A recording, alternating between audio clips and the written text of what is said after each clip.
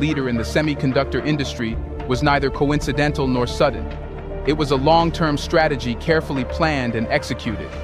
In the early 2000s, China's economy was still primarily based on manufacturing for Western markets. Chinese companies played a key role in assembling products, but the critical components, especially chips, were imported from US companies like Intel, Nvidia, and Qualcomm. Recognizing this dependency, the Chinese government began crafting a plan that would shift China's role from mere manufacturer to a producer of high-tech goods, with a particular focus on semiconductors. The first step in China's ascent was its investment in education and talent development. By 2010, China had begun producing a steady stream of highly qualified engineers and researchers, many of whom had been educated at top global universities. The return of these foreign-educated experts provided a solid intellectual foundation for domestic innovation. This talent pool, combined with state funding, gave China the tools it needed to close the technology gap. The turning point came with the government's strategic initiative, Made in China 2025. This policy aimed to develop China's tech industries, with semiconductors being a central focus. The government committed billions of dollars to build research hubs, subsidize tech companies, and create an ecosystem that fostered innovation. But this wasn't just about creating chips. It was about becoming a self-sufficient tech powerhouse. Chinese companies like SMIC, Huawei, and HiSilicon capitalized on this opportunity. Huawei, in particular, shifted its focus to chip design, producing the Kirin processor, which began competing with leading Western chips in the smartphone market. But more importantly, these companies were developing chips for artificial intelligence, AI, and quantum computing, areas that are critical for future technological dominance. While China was strategically positioning itself for leadership, the West remained complacent. How did the US and its allies fail to recognize the rapid progress unfolding in China? Before we continue further, tell us, are you enjoying the video? If yes, please like and share the video and subscribe to our channel for more videos about China's development, power, and influence on the world. Let's continue now. The West's belief in its dominance over the semiconductor industry was deeply rooted in the idea that Moore's Law would continue to hold indefinitely. Moore's Law, which predicted that the number of transistors on a microchip would double approximately every 2 years, has guided the semiconductor industry for decades. Western tech giants from Intel to AMD built their business models on this principle, constantly improving performance while shrinking chip sizes. The assumption was that as long as they followed Moore's Law, they would remain far ahead of any competition. However, this assumption proved to be short-sighted. The singular focus on Moore's Law meant that Western firms were largely stuck within a certain paradigm, one where squeezing more transistors on silicon chips was the only pathway to progress. Meanwhile, as the West focused on profits and short-term quarterly earnings, China was playing a long-term game. The US tech industry, led by private companies, lacked the centralized, state-driven approach that China adopted. While Silicon Valley grew complacent, relying on established technologies and supply chains, China was quietly building a vertically integrated tech infrastructure. Chinese firms invested in everything from raw materials to design and manufacturing, creating an ecosystem that would soon challenge the West. The West's reliance on outsourcing to lower-cost regions for manufacturing, including China itself, blinded them to the advancements taking place there. Additionally, the West's failure to recognize that the semiconductor industry would eventually face physical limitations with silicon-based technology was a critical oversight. As chips became smaller, they also became more expensive and less efficient in terms of heat dissipation and energy consumption. China, by contrast, was exploring alternative materials, like synthetic sapphire, which would enable them to break through the barriers that were starting to limit Western companies. But what role did the Made in China 2025 strategy play in this? National security. We've now reached the point where the FBI is opening a new China-related counterintelligence case about every 10 hours. China is engaged in a whole-of-state effort to become the world's only superpower by any means. Made in China 2025 wasn't just another economic policy. It was a visionary strategy with far-reaching implications for China's role in the global technology market. Launched in 2015, this initiative focused on 10 key industries, with semiconductors playing a central role. Unlike previous policies that aimed primarily at growth, Made in China 2025 sought to shift China's economy from labor-intensive manufacturing to high-tech innovation. The strategy laid out clear, ambitious goals for reducing dependency on foreign technology, especially in semiconductors. At the time of its inception, China was importing roughly 90% of its chips from abroad, primarily from the US, Taiwan, and South Korea. This reliance on foreign suppliers was seen as a major national security risk, particularly as China expanded its ambitions in sectors like AI, defense, and quantum computing. To achieve its goals, the Chinese government rolled out massive subsidies, provided low-interest loans, and established special economic zones to attract tech talent and foreign investments. Billions of dollars were funneled into state-owned enterprises, research institutions, and private companies to develop homegrown semiconductor technologies. The government also forged partnerships with academic institutions, encouraging universities to collaborate closely with tech firms to accelerate innovation. Made in China 2025 wasn't just a policy of investment, it was also a policy of protection. China actively shielded its nascent semiconductor industry from foreign competition, erecting regulatory barriers and encouraging the development of domestic alternatives. The government emphasized the need for self-reliance in core technologies, particularly in light of the escalating trade tensions with the US. The impact of this strategy was enormous. By 2020, China had reduced its dependency on foreign chips from 90% to 70%, with projections showing that China could meet 50% of its demand by 2025. Companies like SMIC, which had previously been seen as lagging behind global leaders like Taiwan's TSMC, began to close the gap in manufacturing capabilities. Huawei's HiSilicon division developed chips that rivaled Apple's and Qualcomm's designs in mobile and AI applications. However, China's progress was not just driven by policy, it also involved groundbreaking technological advancements. One of the most critical breakthroughs came in the form of synthetic sapphire technology, which would revolutionize chip design. How did synthetic sapphire technology revolutionize China's semiconductor industry and give it an edge over the West? One of the most significant breakthroughs in China's semiconductor evolution came with the development of synthetic sapphire insulators. While the West had largely focused on improving silicon-based chips, China took a different route, investing in alternative materials that offered higher efficiency and better performance. Synthetic sapphire, a material known for its exceptional hardness and thermal properties, became the foundation of this new approach.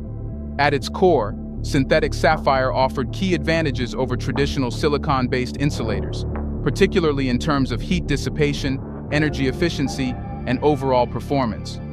While traditional silicon chips were starting to hit physical limits, especially as they became smaller and more densely packed with transistors, synthetic sapphire provided a solution to many of the challenges that the West was facing. The material's ability to handle high temperatures made it ideal for the next generation of semiconductors, which were required to process enormous amounts of data without overheating or losing efficiency. Chinese researchers in Shanghai spearheaded the development of synthetic sapphire films that were just a few atoms thick. These ultra-thin films acted as superior insulators, reducing energy loss and allowing chips to run faster while generating less heat. The importance of this discovery cannot be overstated. By improving energy efficiency and enabling faster processing, synthetic sapphire chips became ideal for high-demand applications such as artificial intelligence AI, 5G communications, and quantum computing. So, China was no longer just competing within the limits of Moore's Law. It had found a way to bypass those limits entirely. By developing new materials like synthetic sapphire, China positioned itself to lead in emerging technologies that would shape the future of the global tech landscape. In sectors like AI, where chip efficiency and processing speed are paramount, China's advancements in synthetic sapphire gave them a significant edge over the US and other Western nations.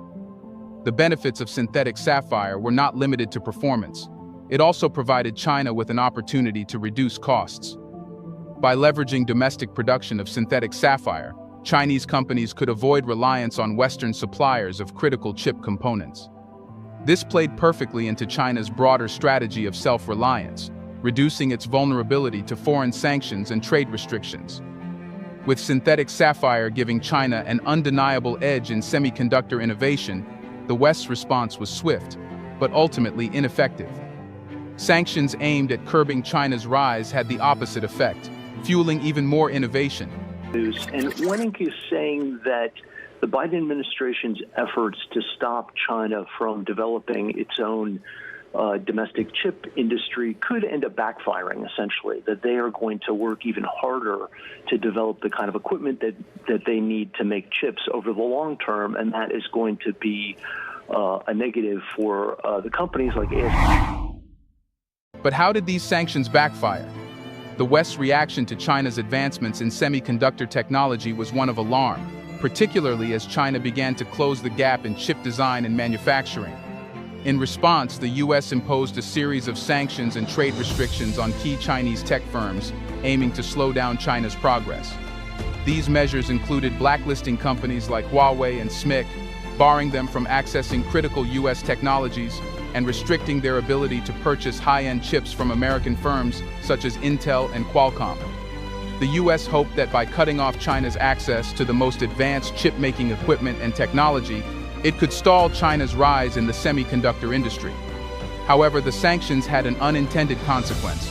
They accelerated China's drive for self-reliance. Facing restrictions on key technologies, China doubled down on its efforts to develop its semiconductor capabilities. The Chinese government provided massive subsidies to domestic companies, encouraging them to build out their chip manufacturing infrastructure. SMIC, which had been heavily reliant on foreign equipment, began working on developing its alternatives. At the same time, China invested billions into domestic research and development, fast-tracking innovations that would allow Chinese companies to produce high-performance chips without Western help. By 2022, Chinese firms were not only surviving under U.S. sanctions, but thriving. SMIC, in particular, made significant strides in catching up to global leaders like Taiwan's TSMC and South Korea's Samsung. The company began producing 7-nanometer chips, a critical milestone in chip manufacturing, even though it had been cut off from U.S. technology. Chinese companies also began sourcing components and materials from other nations, particularly within the BRICS bloc, and countries aligned with China's geopolitical interests. Sanctions that were intended to cripple China's tech industry ended up fueling it. Instead of relying on Western technology, China built its own supply chains, developed its chip designs, and began producing chips that could compete with those from the US and its allies. The result was a more resilient and innovative Chinese semiconductor industry that was less vulnerable to external pressures. With China's domestic semiconductor industry now firing on all cylinders, the US and its allies find themselves at a crossroads. Can they still compete with China's growing dominance, or is the global chip war already lost? For decades, the US was the undisputed leader in semiconductor technology. American companies like Intel, AMD, and NVIDIA dominated the global market, setting the pace for chip design and manufacturing. However, with China's rapid advancements in the semiconductor field, the US is now facing a formidable competitor that has both the ambition and the resources to challenge its supremacy. The real challenge for the US lies in its fragmented approach to innovation. While China's semiconductor strategy is driven by state-backed initiatives and long-term planning, the US relies heavily on private industry, which is more focused on short-term profits. This lack of a cohesive national strategy has left the US vulnerable to China's rapid rise. American tech companies are now faced with the dilemma of either continuing to support government efforts to restrict China or finding ways to maintain access to China's massive market. US firms that were previously key suppliers to China, such as Qualcomm and Intel, have lost billions in revenue due to sanctions and trade restrictions. These companies are now forced to look for alternative markets and are grappling with the reality that China is rapidly becoming self-sufficient. As China continues to accelerate its dominance in semiconductor technology, the question remains, has China already won the global semiconductor race? China's rise to prominence in the semiconductor industry has been nothing short of extraordinary. From its early days as a follower in chip manufacturing to its current status as a global leader, China has defied expectations and shattered assumptions about the West's unassailable dominance. In many ways, China's victory is already assured. But China's rise in semiconductors isn't just about technology, it's about geopolitics. As China continues to assert its dominance, is the West prepared for a world where Chinese chips control the global tech landscape? As China solidifies its leadership in this field, the West must confront the reality of a world where Chinese-made chips power not only consumer electronics, but also critical infrastructure and defense systems. For decades, the US and its allies have used their control over semiconductor technology as a key tool in maintaining their global influence. Semiconductors have been a critical bargaining chip in trade negotiations and diplomatic efforts, particularly with nations reliant on Western technology.